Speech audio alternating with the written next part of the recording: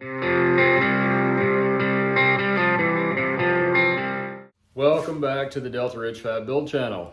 Today we're going to get started on part 2 in this build series for the custom estate gates. Part 1 we saw some of the prep, some of the planning, some of the cuts and the cleaning and all that good stuff. Go check that out if you haven't watched it yet. It's pretty straightforward stuff, but there's a couple little tidbits in there for you. Today we're going to work on building basically perfect 90-degree angles without a giant, super expensive fixture table. So yeah, we're just going to dive right in. I've already got one set up. I'll run you through how I got that set up, and then we'll start running tacks and move some stuff around and keep it going. So what we've got going on here, this is going to be our bottom of the gate, our main horizontal run. And then this is the center of the gate. This is going to be around about 8 foot end to end when it's finished. So we've got the center of the gate supported on my table, supported by a jack stand, and then the horizontal piece is supported by 2 more jack stands.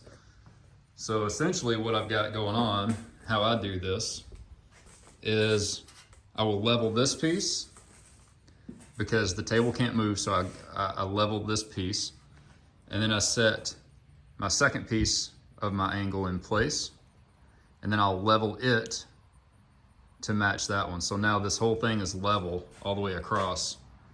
From here all the way to here, it's all level on one plane. Then you make up the joint, get it nice and tight where you want it. And I really like to use these Fireball tool squares. They're really useful for smaller things. They help you build a really perfect box in a smaller situation, but they work really well for this too. These little tabs, they keep your work pieces on the same plane as long as this is touching on all 3 of these tabs, and as long as these 90-degree walls are made up hard, it's a solid joint. So I'm gonna run some tacks on this, as many as I can get to, which I guess will be 3 in this particular case. Pull the square off, run another tack in on this corner, and then we will rearrange things and do the post side, which will be right here.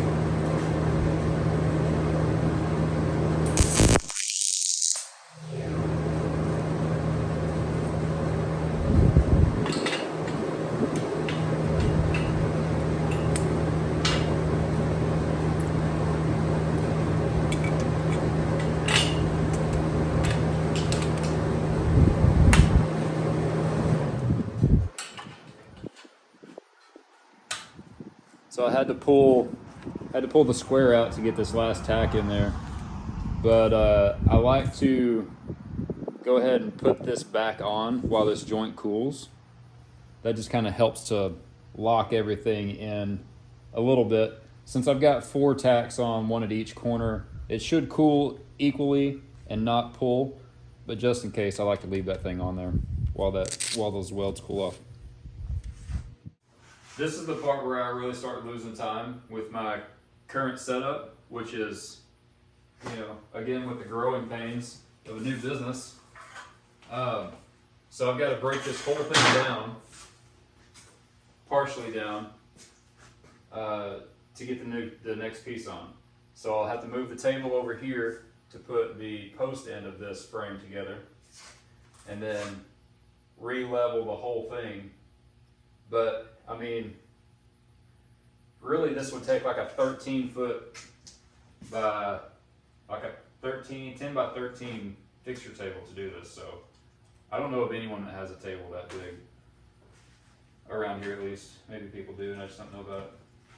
Yeah, so time lapse this whole setup.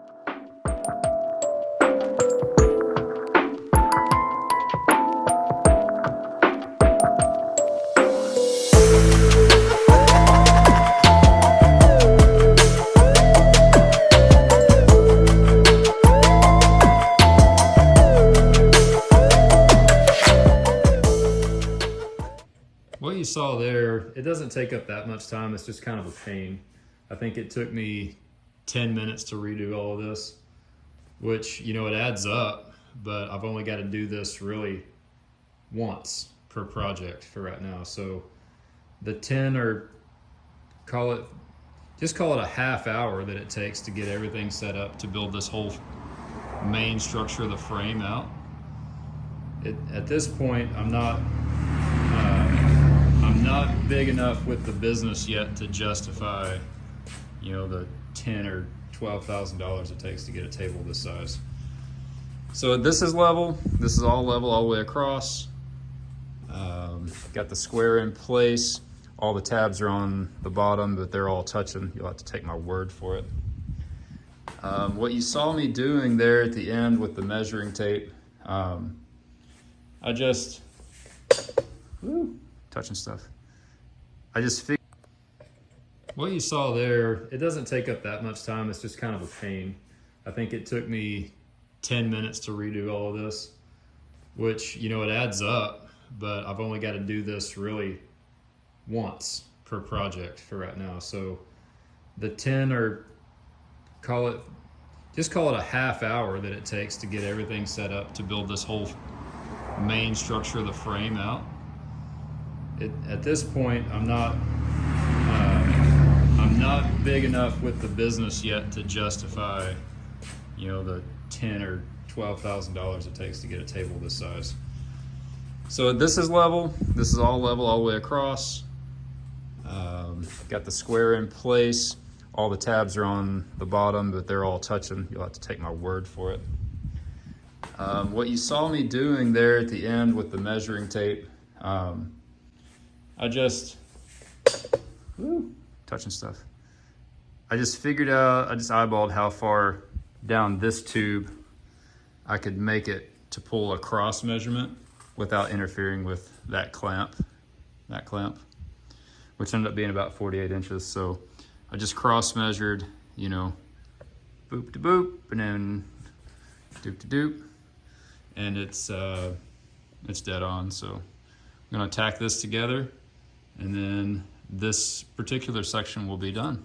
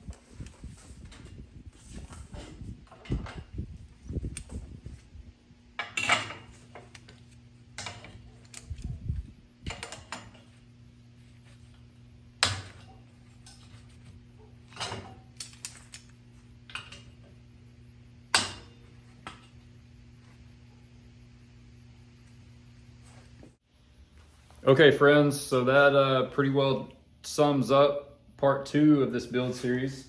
That's how I'm building near perfect right angles on frames and fixtures this size without a giant table. I hope that you found some of this useful, learned a thing or two about leveling stuff and keeping things square.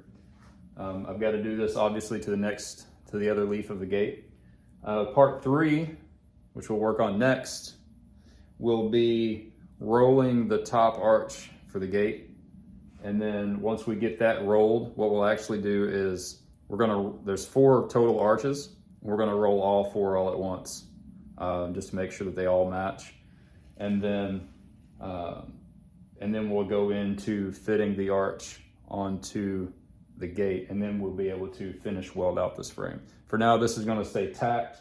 I'm not gonna finish weld anything until I get a solid frame all the way around. I've learned that lesson. Don't do it. Don't finish weld before it's a complete framework. Don't do it. Okay, so thanks for sticking around. Thanks for watching. Catch you on the next one. Bye.